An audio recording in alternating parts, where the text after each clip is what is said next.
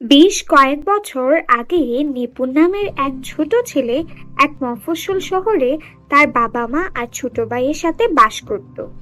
নিপুণ 2 বছর ধরে ফেল করে একই ক্লাসে আছে। সে তার ছোট ভাই নবীনের সাথে সপ্তম শ্রেণীতে পড়ে। আজ তাদের বার্ষিক পরীক্ষার ফলাফল দিয়েছে। নিপুণের বাবা সৌরভ হোসেন স্কুল থেকে 2 ছেলের রেজাল্ট নিতে যায়। বাড়ি এসে সৌরভ হোসেন 2 ছেলে এবং স্ত্রী শাপলা বেগমকে ডাকে। সৌরভ হোসেন শাপলা বেগমের দিকে তাকিয়ে বলে, সমাজে আমার মান সম্মান আর রইল না। টানা 2 বছর একই ক্লাসে পড়ে এবারেও নিপুণ ফেল করেছে। বলো কি, এবারও ফেল? এই অপদার্থ ছেলেটিকে নিয়ে আমি কি করব? ভাইয়ার জন্য স্কুলে আমারও আর মান সম্মান রইল না। আমি এখন সবাইকে মুখ দেখাবো কি করে? আমার বড় ভাই আমার ছোট ক্লাসে পড়বে, লজ্জাজনক। 2টো করে টিউশন দিলাম, টাকা পয়সা মান সম্মান সব পানিতে ভাসিয়ে দিলি। তোর ছোট ভাই পাশ করে তোর উপর ক্লাসে উঠে গেল। তোর লাজ লজ্জা বলতে কিছু আছে? তোর মুখ দেখতে চাই না, দূর হয়ে যা আমার চোখের সামনে থেকে। নিপুণ কোনো উত্তর না দিয়ে কাঁদতে কাঁদতে বাড়ি থেকে বেরিয়ে যায়। চলতে চলতে সে অনেক পথ পেরিয়ে যায়। সেখানে আশেপাশে তেমন বাড়িঘর নেই। বেলা গড়িয়ে সন্ধ্যা নেমে এলো। ভয় আর ক্ষুধায় নিপুণ রাস্তার পাশে বসে কাঁদতে লাগলো। কি হে খোকা, এই ভর সন্ধ্যায় এখানে বসে কাঁদছিস কেন? কি হয়েছে তোর? বাবা মা আমার উপর খুব ক্ষিপ্ত। আমি টানা 2 বছর পরীক্ষায় ফেল করেছি। বাবা আমার মুখ দেখতে চায় না, তাই বাড়ি থেকে চলে এসেছি। কিন্তু আমি কোথায় যাব, কি খাবো তা তো জানি না। ও, এই ব্যাপার। আচ্ছা, পাশে আমার কুটির আছে।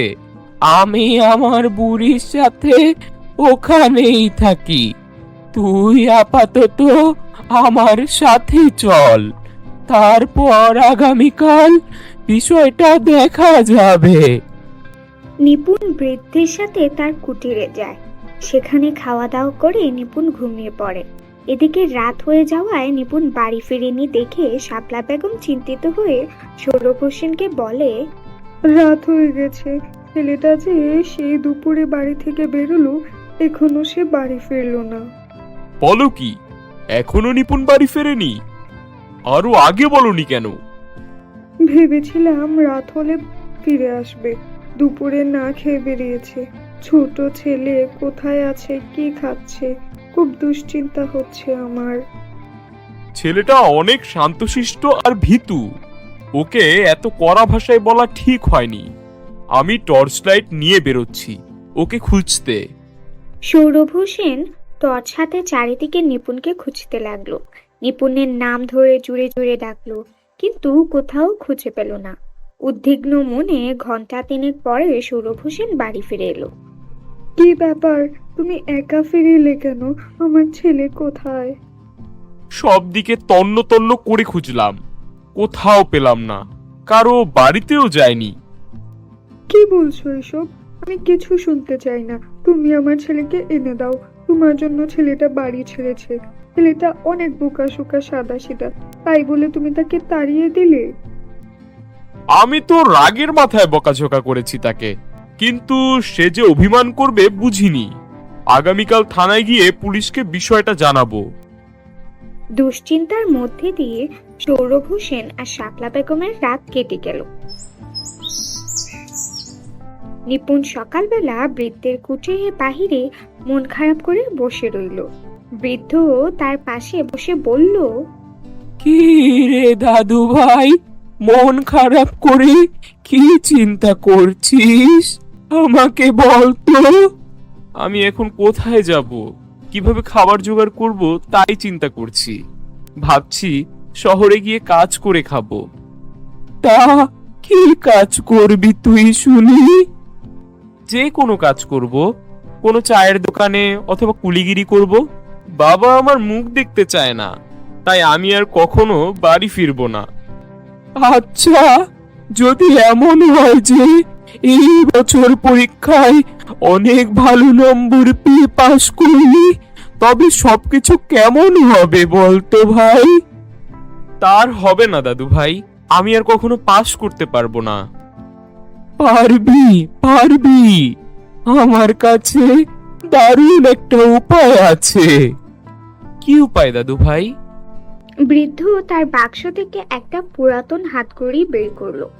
ঘড়িটা নিপুণের দিকে তাকিয়ে এগিয়ে দিয়ে বলল, এই নে জাদুর ঘড়ি, এটা হাতে পড়ে যে কাজে মনোযোগ দিয়ে ভালোবেসে করবি তাই সফলভাবে করতে পারবি। এই ঘড়ি যার হাতে থাকবে সময় তারই পক্ষে থাকবে। সত্যি বলছো দাদু ভাই? এবার তাহলে আমি পাশ করতে পারবো? অবশ্যই পারবি। ঘড়িটা নষ্ট হয়ে গেলেও দুশ্চিন্তা নেই, নষ্ট ঘড়িও দিনে 2 বার সঠিক সময় দেখাবে।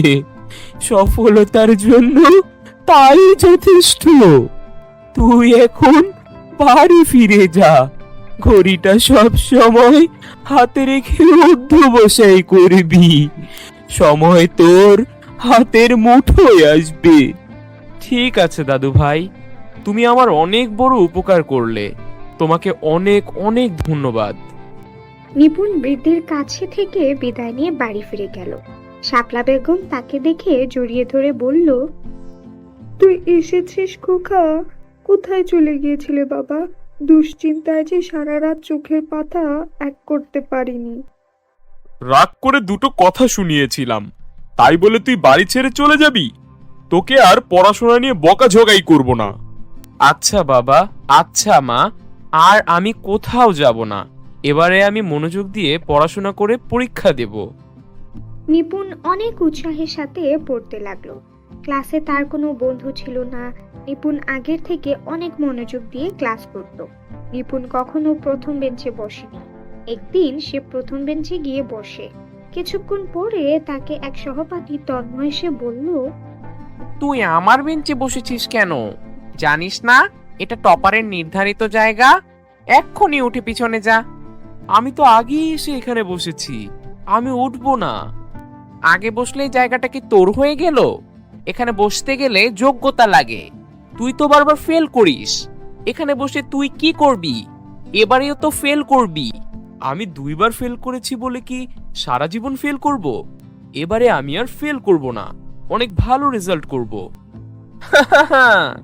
2 বছর ধরে ফেল করে এবার অনেক ভালো রেজাল্ট করবি? তুই তো ফেল করিস সব সময়। আজ থেকে তোর নাম হবে ফেলু ভাই। ফেলু ভাই নাম শুনে ক্লাসের সবাই হু হু করে হেসে উঠল।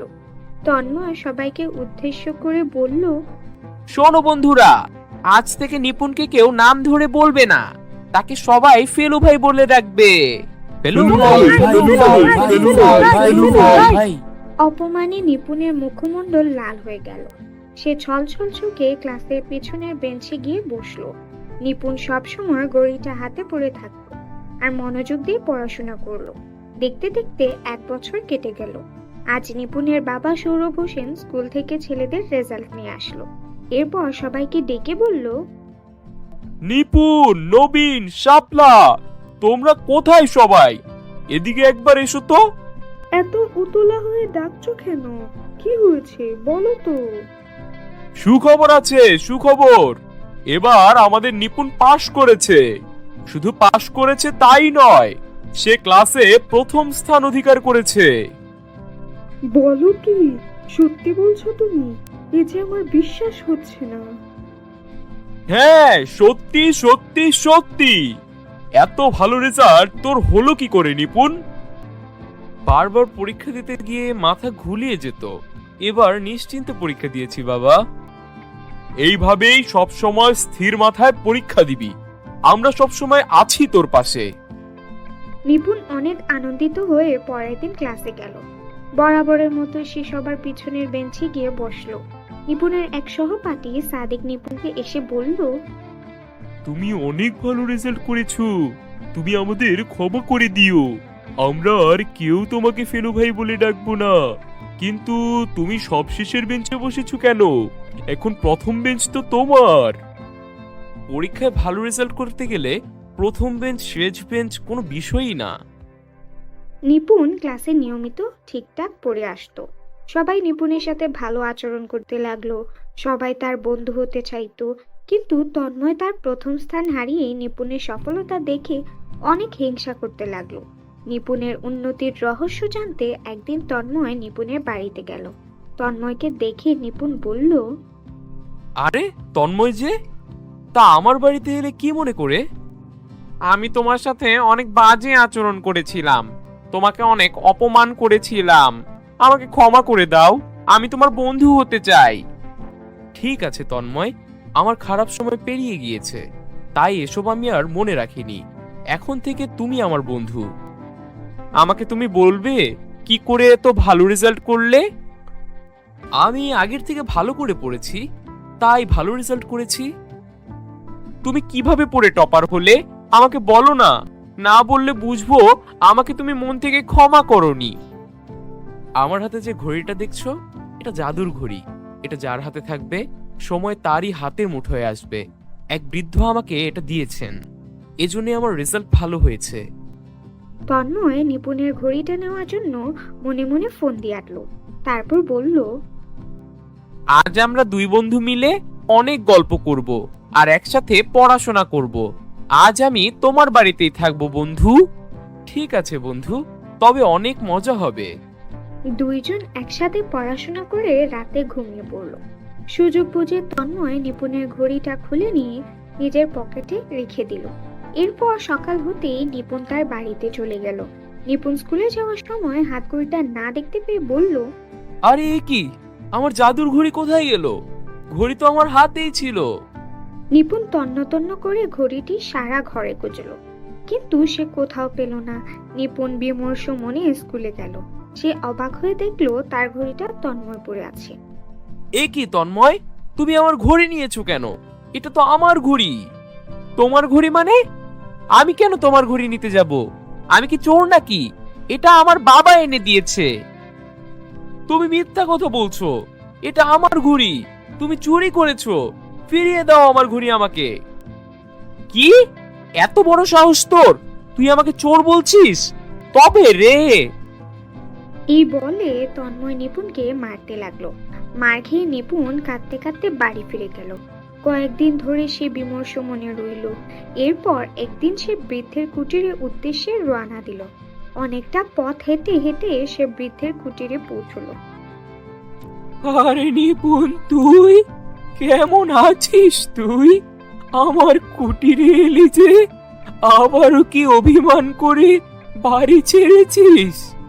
না দাদু ভাই, আমি অভিমান করে বাড়ি থেকে আসিনি। আমার অনেক বড় ক্ষতি হয়ে গেছে। তুমি আমাকে যে জাদুঘড়ি দিয়েছিলে, ওটা পড়ার পরে আমি পরীক্ষায় পাশ করেছি। আমি ক্লাসে প্রথম স্থান অধিকার করেছি, কিন্তু আমার সহপাঠী হিংসা করে ঘড়িটা চুরি করে নিয়েছে। এবার যে আমি আবারও ফেল করব, আবারও সবাই আমাকে ফেলু ভাই বলে ডাকবে। আরে দাদু ভাই, কাঁদিস না। ওই ঘড়ি একটা সাধারণ ঘড়ি ছিল, অন্যান্য ঘড়ির মতোই। ওটা হারালেও কিচ্ছু হবে না তোর। ওটা জাদু ঘড়ি ছিল না, সাধারণ ঘড়ি ছিল। তবে আমি এত ভালো রেজাল্ট করলাম কি করে? তোর মধ্যে আত্মবিশ্বাসের অনেক ঘাটতি ছিল। আত্মবিশ্বাসের অভাবে পরীক্ষা দিতে বসে তোর মাথা গলিয়ে যেত। আমি তোর আত্মবিশ্বাস বাড়ানোর জন্য মিছে মিছে তোকে ঘড়িটা দিয়েছি। এতে তোর ভেতরের ভয় কেটে গেছে। তুই সফল হয়েছিস তোর অধ্যাবসায়ের জন্য। তবে তো আমি আবারও পরীক্ষায় অনেক ভালোভাবে পাশ করতে পারবো দাদু ভাই। হ্যাঁ দাদু ভাই, তুই পারবি। একটা বিষয় মাথায় রাখিস সব সময়, আত্মবিশ্বাসের সাথে যে অধ্যবসায় করে, সময় সব সময় তার হাতের মুঠোয় থাকে। এখন তুই বাড়ি ফিরে যা, ভালো করে মন দিয়ে পড়াশোনা করবি। ঠিক আছে দাদু ভাই, তোমার উপদেশ আমি সব সময় মনে রাখবো। নিপুণ বাড়ি ফিরে এলো। সে মনোযোগ দিয়ে পড়াশোনা করতে লাগলো। এরপর আত্মবিশ্বাসের সাথে পরীক্ষা দিল। বার্ষিক পরীক্ষায় সে আবারও প্রথম স্থান অধিকার করলো। কিন্তু ওদিকে তন্ময় হাতকড়ির উপর বিশ্বাস করে পড়াশোনা ছেড়ে দিয়েছিল, তাই সে পরীক্ষায় ফেল করলো। আর নিপুণ বৃদ্ধের উপদেশ মতো আত্মবিশ্বাস রেখে অত্যাবশ্যক করে অনেক সফলভাবে জীবন গড়তে লাগলো।